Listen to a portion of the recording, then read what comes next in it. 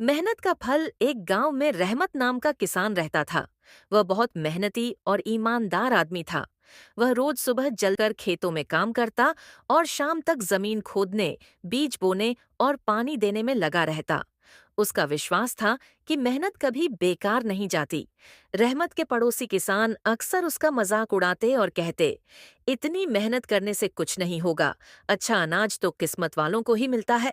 लेकिन रहमत उनकी बातों पर ध्यान नहीं देता और अपने काम में लगा रहता। महीने बीत गए। वह दिन भी आया जब खेतों में फसल तैयार हो गई। रहमत की मेहनत रंग लाई। उसके खेतों में बेहतरीन गेहूं उगा, जबकि बाकी किसानों की फसल उतनी अच्छी नहीं हुई क्योंकि उन्होंने मेहनत नहीं की थी। जब मंडी में फसल बेची गई तो रहमत को अच्छे दाम मिले और उसकी आर्थिक स्थिति सुधर गई। यह देखकर बाकी किसानों को एहसास हुआ कि मेहनत का फल जरूर मिलता है। उन्होंने रहमत से माफी मांगी और उसकी तरह मेहनत करने का संकल्प लिया।